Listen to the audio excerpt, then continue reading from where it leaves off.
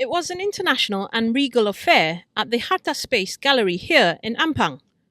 Her Royal Highness Raja Permaisuri of Perak, Tuanku Zara Salim, graced the Warna International Art Exhibition, showcasing the work of 20 international and local female artists.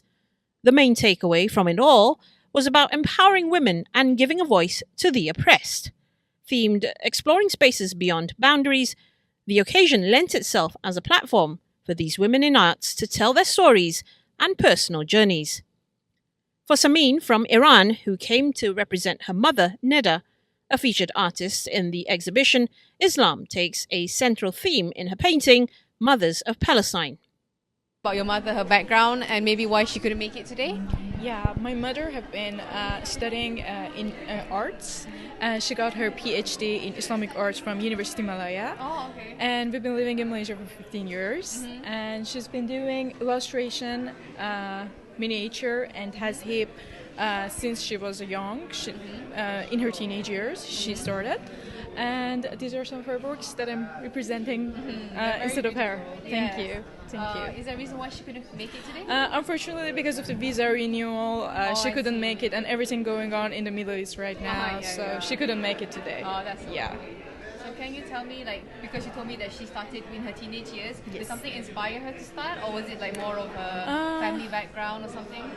My grandmother actually always tried to make her children to go into art in different types of art, and since that age she loved art and paintings, and that's why she went, and she kind of went into it, and then she continued because she really enjoyed it. Painting? Yeah. That is a miniature painting, right, you said? Yes. How long did it take for your mother to complete it? I think it got around 1 month. One month? Yeah, okay. approximately in it's a very moment. detailed. Yes, it is. This one also, I do have an explanation about it. The painting Mother of Palestine uses the Safaviya style miniature. Safaviya is one of the ancient types of paintings in Iran. And along with some symbols to show a part of the Islamic world, namely Palestine and its current situation. The woman in the white cloth over here, which in the Islamic world symbolizes a burial shroud, and in Iranian painting represents light, is a symbol of divine power and light rising from Jerusalem. It also shows the current strength of Palestinian mothers who, despite the state of their homeland, continues to powerfully defend their children, symbolizing not just motherhood for their children, but their homeland.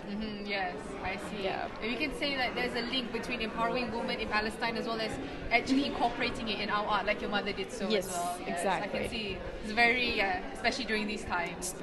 Yeah. Among the distinguished guests included Brazilian Ambassador Ari Norton de Murat Quintela. Next month, Prime Minister Datuk Sri Anwar Ibrahim will visit Brazil for the G20 summit, following a special invitation from President Luiz Inácio Lula da Silva.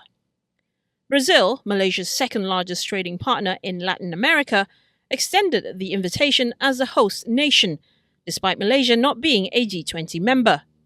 Key discussions between Anwar and Lula will focus on social inclusion, combating hunger and poverty, energy transition, sustainable development, and reforming global governance. Lula also praised Anwar for making Malaysia a strong voice in championing the Palestinian cause, particularly on the Gaza conflict. Brought up Gaza just now. So Anwar, definitely, he has been the singular voice, I would say, not just in the world, but even in terms of representing a voice, a Muslim voice. He's been very, very outspoken. In fact, Jordan recently named him the 15th most influential Muslim, right, globally, out of 500, the top 500. So he's number 15. So when he goes to Brazil for this visit, and as you put it, it's a special invite because you have that privilege as a host for the G20 summit. Is Gaza going to be one of the key things that you're going to highlight? That Brazil is with Malaysia, that you take the same stance as what Anwar has been saying all this while? Possibly, because I agree that Dr. Anwar Ibrahim has been very vocal about Gaza, and rightly so. but President Lula too. And in Brazil, in Malaysia, there's unanimity about it, about Gaza. Not in Brazil. Brazil is a very large country, and there is some opposition to Lula's stance on Gaza in Brazil. So it's very brave on the part of President Lula to speak out about Gaza, as there is sometimes opposition, including from the press, about what he says about Gaza. So definitely, that's one of the things the two leaders can talk about. But you must remember that in the last 2 years, maybe 3 years, especially since President Lula became president again and Dr. Anwar Ibrahim became prime minister, they coincided because Lula became president in January 2023. And so much has been done between the two countries in the field of the environment and climate change, in the field of semiconductors, in the field of renewable energies. So definitely they will talk about Gaza when they meet in November in Rio. But there are several subjects which are more closely related to the bilateral relations between Brazil and Malaysia. So Gaza high on the agenda, you would say? Not so much, but... Gaza, I believe, is when two leaders in the world meet nowadays. All right. Gaza is always a topic in the agenda.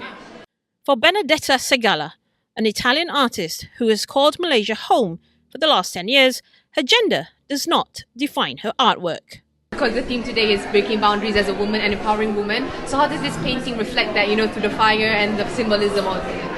Okay, this beautiful exhibition was around this concept of seeing many facets of different talented women, how they express themselves, and to see the diversity and different approach, different. So I think I don't like so much the stereotype. So am a woman. So you don't want to I am box an yourself artist. in that. So Yeah. I think this is the essential. So, and we need to get out from stereotype and to just look at the work, woman or man, to look at the work at the same level Okay. because it comes from the same source, basically. So, what I would say is just explore behind the stereotype. Because in an exhibition with a lot of women, I am a woman, so it's just perfect. I just bring myself, my journey, my work, my way of being. And So you hope the general public also doesn't confine women in one box. No. This is because it's a woman, I have to support it, or it's a man, I have to support it. It's No, because exactly. it's a person. we need to go with beyond talent. that. Yes. Is the objective of this exhibition to show exactly the equality. Yes. Because for other reason, politically or other type of reason, it's maybe not been like this even in the West. It's the same thing. But we should go beyond that and just see straight at the work, straight at the essence, at the message of what people have to say, Yeah. regardless of the sex of the person, Yes. of a gender.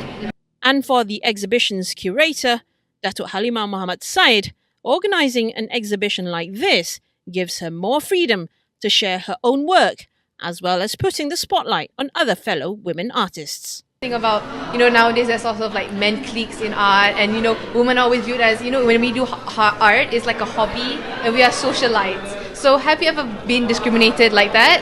I've never been invited to participate in any exhibition. I organize my own exhibitions and invite people.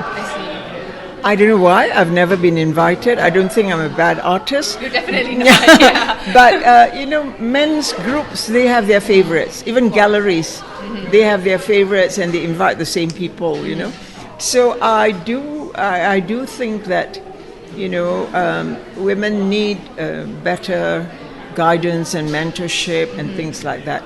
Of course, some women have made it big. Yes. Some women have made it big, but there are a lot of artists out there. There are lots of artists these days, each claiming their own space. So why don't we form a collective space? In fact, if you look at the catalogue, behind there's a logo for Warna, Women in Art for the Nation. that's something that I want to register as a movement. Oh wow. All right, and then we can take it up from there or take it on from there and do other things, you know. But mainly, you know, prioritizing women artists and their works. So basically, Warna is all about empowering women in Yes, art and yes. basically helping us break the stereotype that we're just doing this for fun and it's not something that's Oh, serious. I didn't like that because Yeah. I was described as such. Oh, you're a socialite artist. I said, what do you mean? I do attend social functions and all that, but I was an academician. You know, I was my basic degree was English literature, English. And then I taught at the University of Malaya for 25 years. So I'm not a half-baked, whatever, thinker. And something. I have deep thoughts about things. So I said, it so happens I'm retired now. So you say that, you know, I'm painting as a hobby, but I do it seriously. Like I calculated my worth, you know, at a women's summit. I said, you know, people might not want to look at art as a profession, but I'm trying to tell you that I paint 3 hours a day, and out of 3 hours, so I have like how many other hours to do other things. So if I manage to sell my painting at say $5,000, so I'm worth that much, you know, for the 3 hours that I spend. So I calculated my worth. You know, I am worth about $500 an hour in terms of my artistic skills. But that excludes the other works that I do. I also write books and publish books and so on.